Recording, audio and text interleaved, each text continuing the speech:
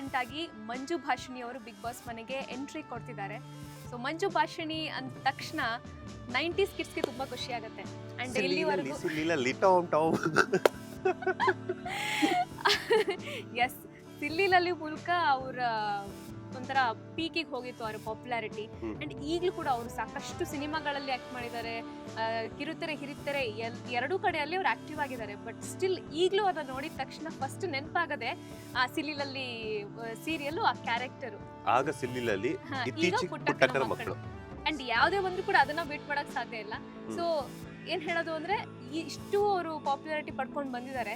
Big boss ಮನೆಗೆ entry ಕೊಟ್ಟ ಮೇಲೆ ಅವ್ರು ಯಾವ ತರ ಅಲ್ಲಿ ಮೇಂಟೈನ್ ಮಾಡ್ಕೊಂಡು ಹೋಗ್ತಾರೆ ಆ ಪಾಪ್ಯುಲಾರಿಟಿನ, ಆ ಒಂದು ಏನು ಇವ್ ನನ್ನ ಫೇವ್ರೆಟ್ ಅನ್ನೋದಿರುತ್ತಲ್ಲ, ಅದು ಮುಂದೆನೂ ಕಂಟಿನ್ಯೂ ಆಗ್ತಾ ಹೋಗುತ್ತಾ ಅಂತ ನೋಡ್ಬೇಕು. ಎಸ್, ಪುಟ್ಟಕ್ಕನ ಮಕ್ಕಳು ಸೀರಿಯಲ್ನಲ್ಲಿ ಹೀರೋ ಅವರ ಮದರ್ ಕ್ಯಾರೆಕ್ಟರ್ನ ಮಾಡಿದ್ರು, ಬಂಗಾರಮ್ಮನ ಕ್ಯಾರೆಕ್ಟರ್ನ ಮಾಡಿದ್ರು, ಬಂಟಿ ಅವರ ತಾಯಿಯಾಗಿ. ಸೊ ಅಲ್ಲೂ ಕೂಡ ಬಂಗಾರಮ್ಮ ಬಡ್ಡಿಯನ್ನು ಕಲೆಕ್ಟ್ ಮಾಡ್ತಾರ ಅಂತ ಹೇಳ್ಬಿಟ್ಟು ನೋಡಬೇಕು. ಇಲ್ಲ ಅಂತಂದ್ರೆ ಬಡ್ಡಿ ಸಮೇತ ಚಕ್ರ ಬಡ್ಡಿನೂ ವಸೂಲಿ ಮಾಡ್ತಾರ ತಪ್ಪು ಮಾಡಿರುವಂಥ ಕಂಟೆಸ್ಟೆಂಟ್ಸ್ಗೆ ಅಂತ ಹೇಳ್ಬಿಟ್ಟು ನೋಡಬೇಕು.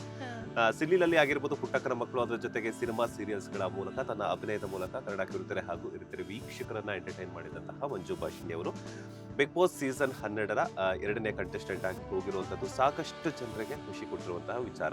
ಯಾಕಂತಂದ್ರೆ ಅವರು ಇಷ್ಟು ದಿನ ಪಾತ್ರಗಳ ಮೂಲಕ ನೋಡ್ತಾ ಇದ್ರೆ, ಈಗ ಮಂಜು ಭಾಷಿಣಿ ಅವರನ್ನ ಮಂಜು ಭಾಷಿಣಿ ಅವರಾಗೆ ನೋಡ್ತಾ ಇರುವಂಥದ್ದು. ಸೊ ಟಾಸ್ಕ್ ಅಂತ ಬಂದಾಗ ಅಕ್ಕ ಹೆಣ್ಮಕ್ಳೇ ಸ್ಟ್ರಾಂಗು ಅಂತ ಹೇಳ್ಬಿಟ್ಟು ತುಂಬಾ ಚೆನ್ನಾಗಿರುತ್ತೆ.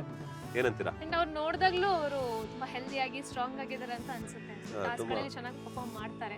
ಅಂಡ್ ಆಬ್ವಿಯಸ್ಲಿ ಇಂಡಸ್ಟ್ರಿಯಲ್ಲಿ ಇರೋದ್ರಿಂದ ಇಷ್ಟು ಸೋಷಲೈಸ್ ಆಗಿರೋದ್ರಿಂದ ಅವರಿಗೆ ಗೊತ್ತಿರುತ್ತೆ ಯಾವ ರೀತಿ ಮೈಂಡ್ ಗೇಮ್ ಮಾಡಬೇಕು, ಯಾವ ರೀತಿ ಮೆಂಟಲಿ ಟಫ್ ಆಗಿರಬೇಕು ಅನ್ನೋದು.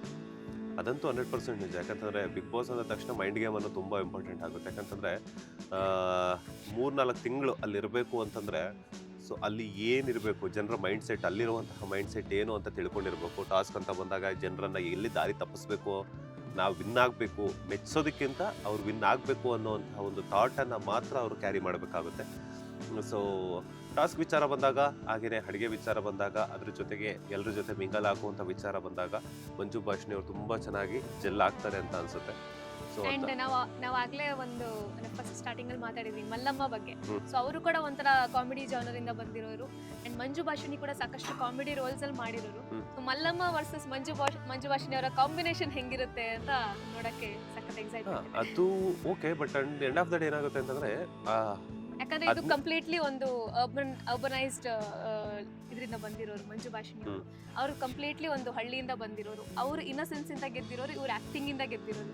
ಸೊ ಅವರಿಬ್ರು ಜುಗಲ್ ಬಂದು ನೋಡೋದಕ್ಕೆ ಖುಷಿ ಆಗ್ಬೋದು. ಅದು ಇದೆ. ಅಂಡ್ ಇನ್ನೊಂದು ಏನಂತಂದ್ರೆ, ಇವರಿಬ್ಬರ ಮಧ್ಯೆ ಇನ್ನೂ ಯಾರೆಲ್ಲ ಬರ್ತಾರೆ ಅಂತ ಅಂದ್ರೆ, ಬಿಗ್ ಬಾಸ್ ಮನೆಗೆ ಹೋದಾಗ ಏನಾಗುತ್ತೆ ಅಂತಂದ್ರೆ 17-18 ಜನ ಕಂಟೆಸ್ಟೆಂಟ್ಸ್ ಏನ್ ಬಂದಿರ್ತಾರೆ ಅಂತ ಇದ್ರೆ, ಸೊ ಅಲ್ಲಿ ಯಾರ್ಯಾರು ಹೊಂದಾಣಿಕೆ ಆಗುತ್ತೆ ಅಂತ ಹೇಳೋದಿಕ್ಕಾಗಲ್ಲ. ಸೊ ಮೊದಲು ಅರ್ಥ ಮಾಡ್ಕೊಳ್ಳೋದಕ್ಕೆ ಒಂದು 2-3 ವೀಕ್ಸ್ ಬೇಕಾಗುತ್ತೆ. ಸೊ ಅದಾದ ನಂತರ ತುಂಬಾ ಅಲ್ಲಿ ಸ್ವಲ್ಪ ಕ್ಯಾಲ್ಕುಲೇಷನ್ಸ್ ಇರುತ್ತೆ. ಇವ್ರು ಯಾರ್ಯಾರು ಹೆಂಗೆ ಅಂತ ಹೇಳ್ಬಿಟ್ಟು ಕೆಲವೊಂದ್ಸಲ ಏನಾಗುತ್ತೆ ಅಂತಂದ್ರೆ, ಇವಾಗ ನಮ್ಮ ಜೊತೆಗಿದ್ದಂಥವ್ರೆ ನಮ್ಮ ಜೊತೆಗಿರಲ್ಲ, ಆ ಥರ ಆಗುತ್ತೆ. ಏನೋ ಒಂದು ಟಾಸ್ಕ್ ಬರುತ್ತೆ, ಎಲಿಮಿನೇಟ್ ಮಾಡಬಾರ್ದು ಅಂತ ಹೇಳ್ಬಿಟ್ಟು ಅವ್ರ ಹತ್ರ ಕೂಸಿ ಹೊಡಿಯುವಂಥದ್ದಾಗಿರ್ಬೋದು, ಇನ್ನೊಂದಾಗಿರ್ಬೋದು, ಆ ಥರ ಎಲ್ಲ ಆಗುತ್ತೆ. ಜೆಲ್ಲಾಗುವಂಥದ್ದು ಏನಂತಂದ್ರೆ ಎಲ್ಲರ ಜೊತೆ ಚೆನ್ನಾಗಿರ್ತಾರೆ. ಬಟ್ ಟಾಸ್ಕ್ ಅಂತ ಬಂದಾಗ ಅಥವಾ ಗೇಮ್ಸ್ ಅಂತ ಬಂದಾಗ, ಟೀಮ್ಸ್ ಅಂತ ಮಾಡಿದಾಗ, ಸೊ ಎಷ್ಟೇ ಜೆಲ್ಲಾಗಿದೆ, ಇವಾಗ ಮಂಜು ಭಾಷಿಣಿ ಮತ್ತೆ ಮಲ್ಲಮ್ಮ ಅವ್ರು ಇಬ್ರು ಒಂದಾಗಿರ್ತಾರೆ, ಚೆನ್ನಾಗಿರ್ತಾರೆ ಮಾತುಕತೆ ಮೂಲಕ ಅಂತ ಅನ್ಕೋಣ. ಬಟ್ ಆಪೋಸಿಟ್ ಟೀಮ್ ಮಾಡಿದಾಗ, ಆ ಟೀಮ್ ಗೆಲ್ಲಬೇಕು ಅಂತಂದಾಗ ನಾವು ಆ ಪರಿಶ್ರಮ ಮಾಡಲೇಬೇಕು, ಆ ಫ್ರೆಂಡ್ಶಿಪ್ ಎಲ್ಲ ಪಕ್ಕಕ್ಕೆ ಇಡಲೇಬೇಕಾಗುತ್ತೆ. ಸೊ ಆ ಥರ ಬಂದಾಗ ಏನು ಮಾಡೋದಕ್ಕಾಗಲ್ಲ. ಅಂಡ್ ಇನ್ನೂ ಅಷ್ಟು ಜನಗಳ ಮಧ್ಯೆ ಮಲ್ಲಮ್ಮ ಅವ್ರು ಯಾರ ಜೊತೆ ಜೆಲ್ಲಾಗ್ತಾರೆ, ಮಂಜು ಭಾಷಿಣಿ ಅವ್ರು ಯಾರ ಜೊತೆ ಮಿಂಗಲ್ ಆಗ್ತಾರೆ ಅನ್ನೋದು ತುಂಬಾ ಇಂಪಾರ್ಟೆಂಟ್ ಆಗುತ್ತೆ.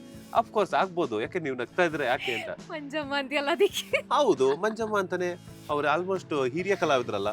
ಸೊ ಮಲ್ಲಮ್ಮ ಮಂಜಮ್ಮ ಚೆನ್ನಾಗಿದೆ.